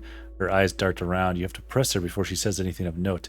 It's in the middle of the western road, among the safer lands, and has a large forest garden. Its folks eat and dress well and have plenty of guards and strong spells of their druids. She scratches her knee, measuring every word. Whatever you do, remember to laugh at the mayor's jokes. Her name is Thias. Don't stay in her way. Her voice is as grim as her eyes are serious. I think I've asked this before. Recall your memories of Thias, a thin, smiling woman who likes expensive dresses. Foggy could squash her in the blink of an eye. What about the Elder's Cave? And there are druids there. The old flooded mine. I don't know much about them. They keep close to Howler's Dell, helping with animals and plants. Only 2 of them ever came to Creeks, soon after we built our first palisade. My Alon was but a baby. You ask her what they said, and she puts her fist to her forehead. Let me. They had no guards, no weapons, not even a wolf. We're older than I am now, but we're walking down these roads as if they owned them. And came to warn us, the shamanic twaddle you can hear everywhere, that we were to stay humble and respect their woods. It's the same as it is with the priests of Unites, dear.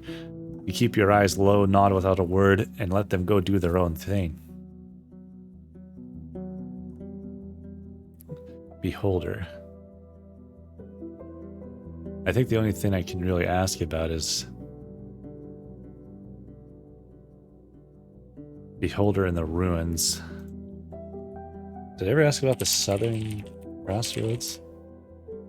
Is our signpost still standing? Our hunters carried it there a few years back. We wanted to warn folks to move through Howlers, but it felt wrong, you know?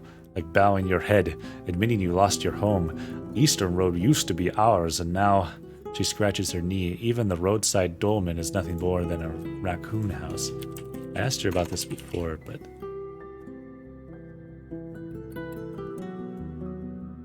I still don't know what to do there. Beholder. Her broad shoulders form a straight line. It's a dark thing, this Beholder. Gives me chills. The druids told us it's been here longer than any human, but I don't know why they keep such dark magic around. I heard it eats souls, but, you know, gossip gets cruel when it's about pagans. It definitely was like consuming magical stuff. The ruins. What is it called? The ruins. Ruined town?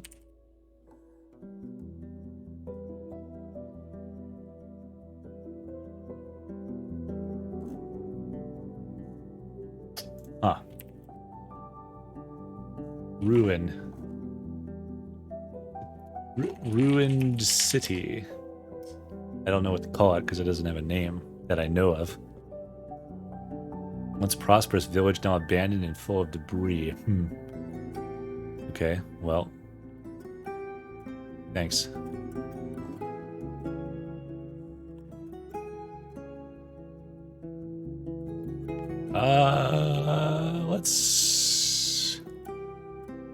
Let's go,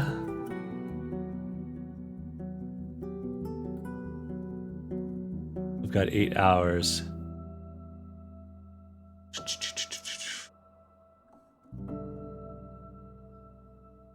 Tower on the east.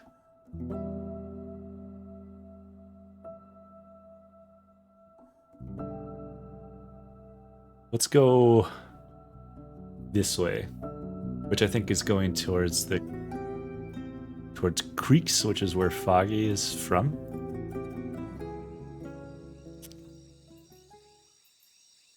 The road east is beaten and clean, with enough space to fit 2 wagons side by side. You pass by a few plum trees, apple trees, and cherry trees, but many more stumps, likely belonging to what has been turned into Foggy Lake. The life in the plains is busy and loud, but so far you don't see any lurking beasts. Judging by the many trampled parts of the meadows and the fresh food trails, the foragers seek this corner of the peninsula, search this corner of the peninsula quite often. They didn't leave much behind. You reach a shining pond on the edge of the forest. You ride beneath 2 trimmed trees growing on the opposite sides of the path, like columns leading to Right's temple. Shouts and heavy steps prepare you for trouble ahead. 2 shells are circling around each other. One of them is a 4-legged saurian with dark gray skin, as long as your palfrey, but only knee high. It's wandering left and right along the bank, hissing, repetitively sticking its split tongue out and then retracting it. The stout monster doesn't look like a born hunter of humans, but its long tail is swishing like a whip, for now only threateningly so. But you don't doubt that getting hit by it would likely break your bones. The second one belongs to a brown-skinned man wearing leather pants, a long brown woolen cloak, and the matching pelt of a wolf on his head and shoulders, like a haunting hood. His voice is both gentle and scared, and he's stretching his hands in front of him, trying to make the beasts stay away as if it were a mothwan. A 3rd shell is right in the middle of between the other 2, a creature you don't recognize from a distance, but it is in a puddle of its own blood and isn't moving. I mean, I gotta go help this guy. Axe in hand, jump to the ground and rush to help. Peabody charges forward, but strays a bit left, as if hoping that you'll change your mind before you ride into the saurian. You allow it to do so and land on the ground between the 2 enemies. The man's voice turns into laughter, and you realize that the dead shell belongs not to a human, but to a creature covered in white fur. Don't worry, friend, I'm trying to scare it away from the ibex. How can I help?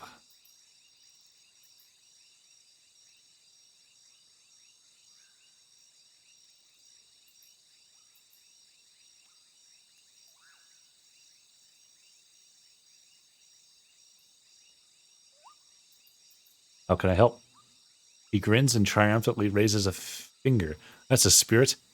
This ibex is our destiny, friend. He points at the beast, and as his hat moves around, the loose, shaking jaw distracts you. Say, friend, do you have any fruit in those sacks? Throw some at it.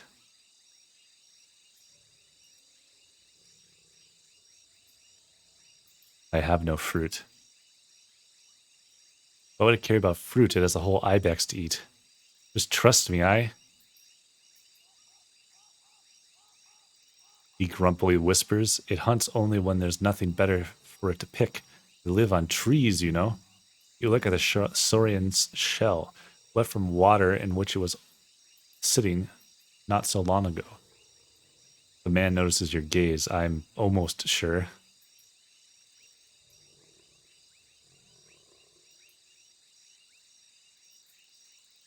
Golly. There's no way a few apples could work, maybe a cart of them. He purses his lips for a moment and expects the wolf head to follow his lead. Whatever. I mean, I sigh and look at my weapon. I'll distract it. You grab the ibex and drag it away. He scratches his hood and nods with approval. You know what? Friend, that's an excellent plan. Do so. Without another glance, he once again shouts at the beast, then dashes away from you, followed by his cape. The monster hisses and reaches forward, as if waiting to see what you're going to do. You step forward, hoping to draw the monster's attention as far away from the carcass as possible. It answers your challenge and shortens the distance even further. Hmm.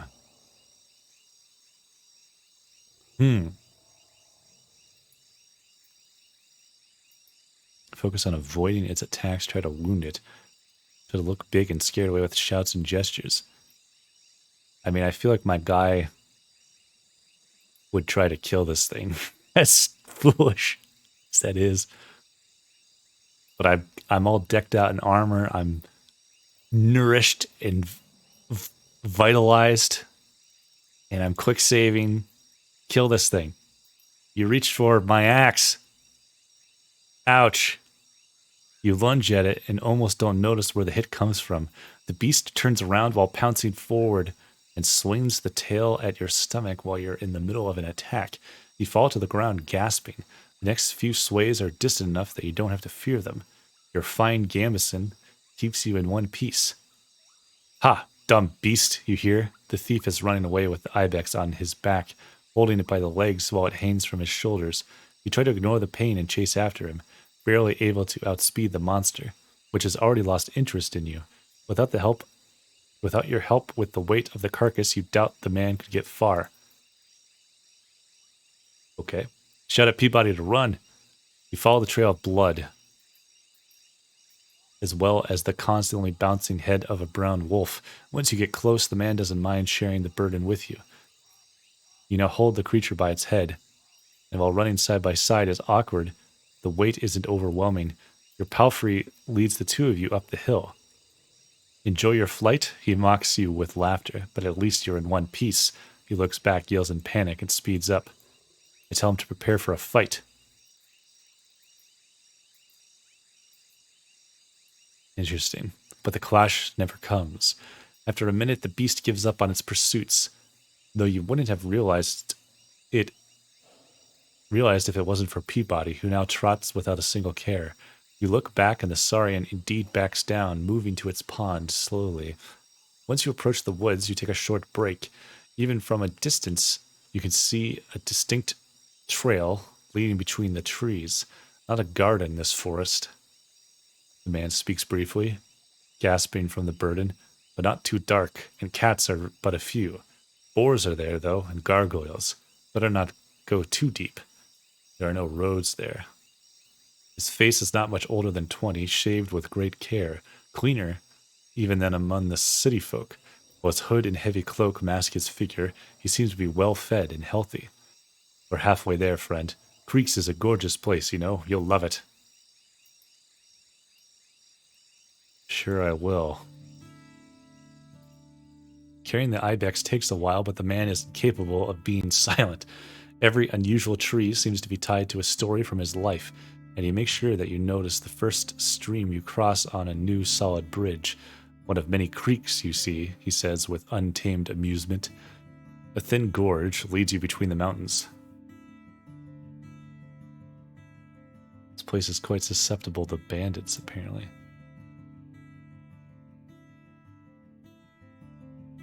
You follow the trail of shouts and laughter. 7 people, about 20 years old each, are gathered at the wooden bridge, leaning against the railing, bathing in the stream, lying on the grass. Pieces of clothing made of fur and leather are spread around next to cudgels and throwing clubs. Once the sound of hooves manages to break through the chattering, the curious young eyes, untouched by wartime, turn towards you, and an excited whisper spreads. The shells are proudly displayed, and the confident smiles are both inviting and challenging. How's water? The hunter greets his tribesfolk while stepping on the logs. Gentle and warm, says a man, resting on his friend's shoulder. That's a nice ibex. There are paths leading in many directions, but the main road will take you uphill. Awkward. As I walk past the naked people, I look at the watchtower. No reason for being embarrassed, I look at them. The light dances on wet hair, both on their heads and crotches, luring your eyes as much as the revealed chests and muscular arms. You've interrupted not just their bath. The soul who's speaking with your guide is embracing another man as he's sitting behind him, while one of the women is keeping her arm around the waist of yet another man. You hardly see any wounds or marks caused by sickness. The harshest days of this group are still ahead. As you move your eyes from one person to another, they greet you with smiles and nods. And the ones who walk by the bridge shift their stances, allowing you to see even more. Once you step off the logs, the hunter chuckles. Seeking warmth, aye? The youth here think more about wooing than traveling in beasts, but that's good. It means they're healthy. They're vain as birds, though. You won't find much talk about with them. As you look behind, you're not so sure he's right. Nod to the group and follow the man. Alright, that's interesting.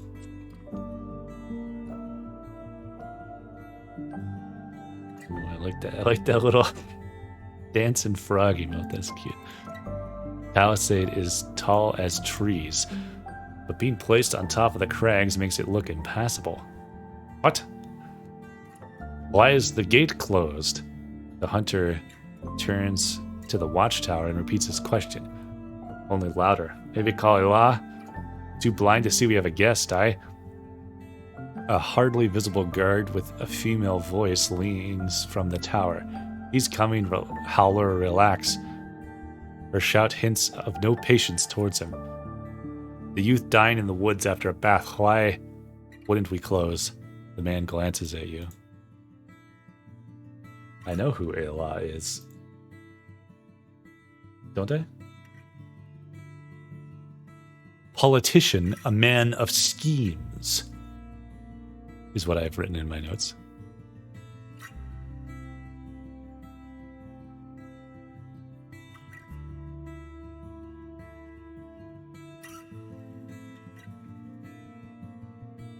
I wait patiently. They argue for a good minute and you realize it's just friendly banter. You don't recognize some of their jokes, referencing events and people you've never met. Their accent resembles Foggy's, but it's thicker, and you'll have to get used to it. Don't let Ephraim talk you to death, friend. The soul from the tower shouts at you as the gate opens. Is this guy Ephraim? Because if this guy's Ephraim, he's a man of action. Brother of Elah. We enter the village. The sparse clumps of grass survive only on the edges of this spacious yard. The few onlookers wear working clothes suitable for their hard labor. They're carrying tools, planks, and logs. You're next to a large building of unusual shape, either a temple or a house of gathering.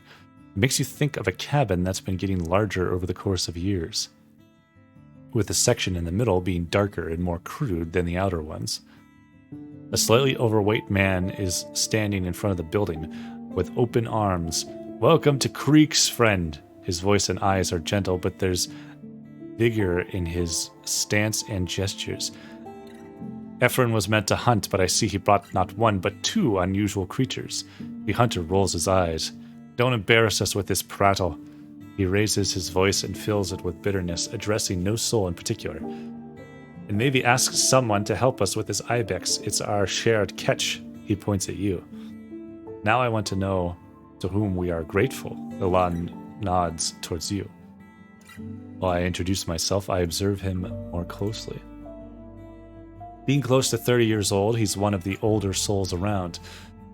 Just like the other villages, he has clothes made of animals, not plants. The leather pants and jacket are humble, but the shoulder cape, reaching from his neck to his elbows, used to belong to a yellow elk. His brown skin is darker than that of a farmer, and as you look at the outstretched hands, they carry the marks of being cut by tools. And I'm Ella, the carpenter.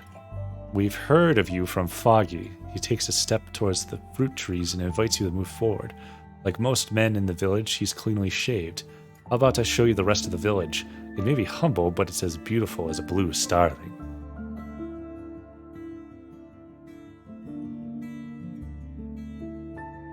So that sounds lovely. Sure. That sounds lovely. As he grins, you notice his unusually white teeth. He moves with heavy but enthusiastic steps. It won't really take that long, but we have quite a view. I swear, interrupts the hunter. I'm not carrying this ibex to the kitchen. Someone call the cooks. After dropping the carcass on the ground, he springs away, fretting at the blood on his hands. Let's take a stroll then, says Eli as he leads you forward. Your mount can drink at the creek here. Come on, Peabody. Oh.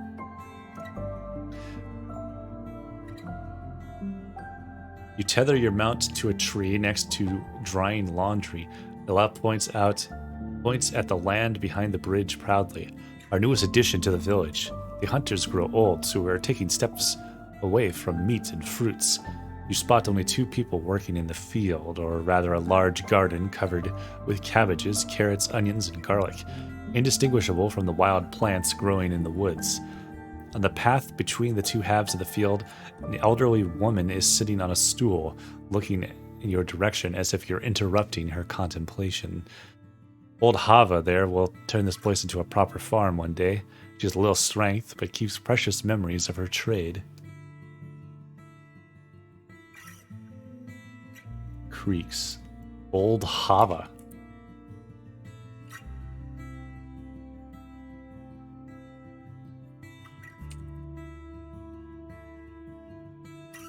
Yeah, no problem, Denny. You lack proper seeds?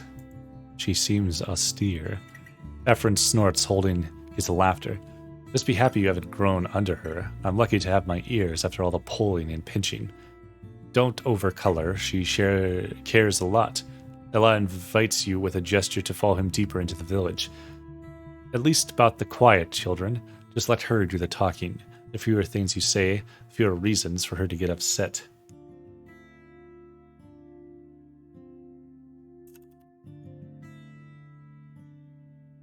I know the type. The bonfire spot is surrounded by logs that were cut into tables and stools. Ella approaches the nearest chair, rubbing its back with his cut hands. When we share a meal, we do so here, sometimes beneath the stars. You'd have to see it. The flames dance on the walls to the monster roars and crickets. Ephraim's voice also grows in enthusiasm. Dining at the edge of the forest is something you wouldn't forget. Unless you can drink, don't swallow anything stronger than spoiled ibex milk. Shadows, friend. Terrifying. You glance over the wooden buildings. While the walls seem fine, the roofs are primitive, mostly made of planks that are already soggy and bent. There are a few people working on cleaning bark from a log, but the square is mostly quiet, with a few kids observing you from above their toys. Burning such fires must take a lot of wood. It's not something we need to worry about. Allah shows you to look around. We mostly burned what's left after sawing and construction, gathering fuel for a few dozen days. Some of us think that we can learn woodworking all by themselves, Ephraim says mockingly. So we waste a lot of wood. At least we can roast meat on long sticks as we sit here. Now we already have results. The carpenter moves his hand from the chair to his stomach. Everything you see here, friend, was built by us and our elders. How about I show you the old forest? Is it far? You find the answer right away. You stand between the 2 houses in front of the gate of an animal pen. The walls are made of sharpened trunks and are as tall as 2 humans. The captured beasts are tethered by ropes, but you have enough freedom to wander and graze. 2 brown boars and a black mouflon. And here are our captives, Ephraim declares proudly. I know it's still a bit empty, but we'll crowd it just before winter. Are the ropes really enough to keep them here? Can't they chew through them? Gonna carry through them in winter? The hunter swallows loudly, already thinking about his next meal. Now they're just here for meat and skin. Once the snow falls, we'll butcher them. The carpenter gives him a sullen glance, then squeezes the lower edge of his jacket. I'd love to keep them with us. I don't even like meat. We could start a Mouflon herd, or any other, but it's too dangerous with such weak defenses. He leans on the gate. Our houses are too small for them, and having loud beasts inside during cold months would lure predators. We tried. He falls silent for a bit, but once he picks up the conversation, his voice returns to its previous proud tone. You'll understand better if you take a look at our old forest, friend. He points at the area behind the palisade. I look north. The vast clearing is returning to life, with shrubs spread between the paths and tree stumps. Sorry, I was distracted looking at the artwork and stuff. I like these little sort of, what am I trying to say? Like the way it reveals itself slowly over time and you get to see like more and more of it. I just think that's cool. You move to the bridge, then a gateway, and have a chance to look around. We can see the edge of our world from the watchtower, Elad narrates sublimely. In the long distance, the plateau ends, surrounded by cliffs. Either climb up the mountains or fall to your death. Both men tell you about the difficult past of the village, a desperate camp, then a cabin, then two, shifting its walls as more and more trees were cut. Without tree crowns, we can walk with no shadows. Beast den's gargoyle eyes, concludes the carpenter. Is it really better than a forest garden? Produce much more food, now I only see berries. So as the wrath of the herd doesn't smitten you yet, these pointed sticks won't stop a unicorn. Nothing will, friend, the hunter counters, and the carpenter is eager to follow. I thank the landscape. Blocking the path here was one of the first things our predecessors took care of, and it may be that the beasts don't realize how much this place has changed.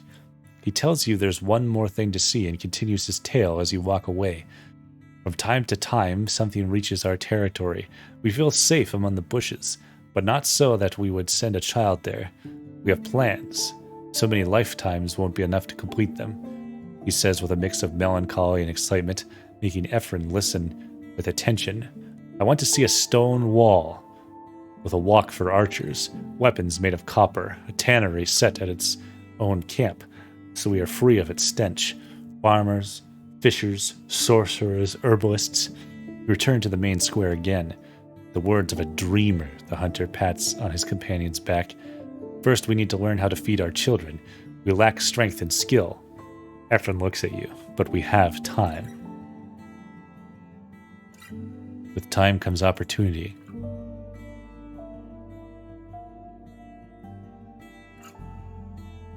You reach the edge of the village.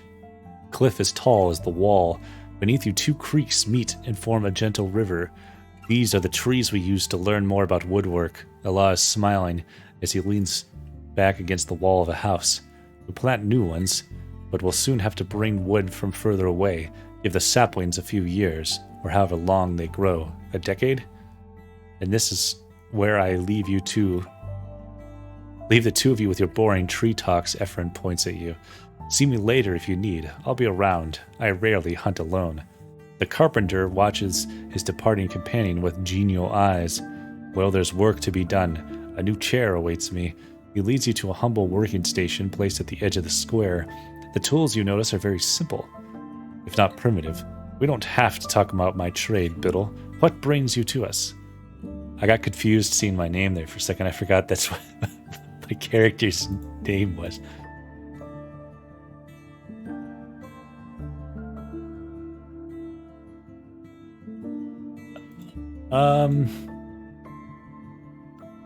So I'm kind of thinking I might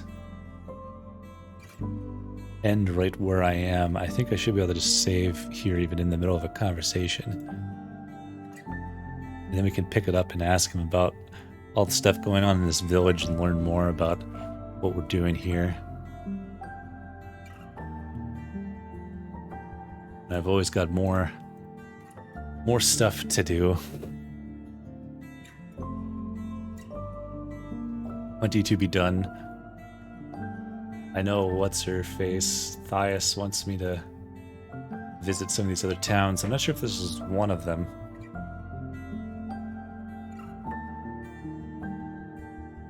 But either way, it's still good to travel here and learn about it. But okay.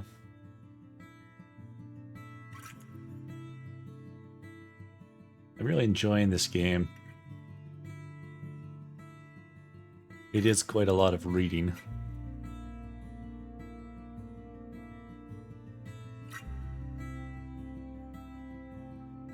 But the story continues to be intriguing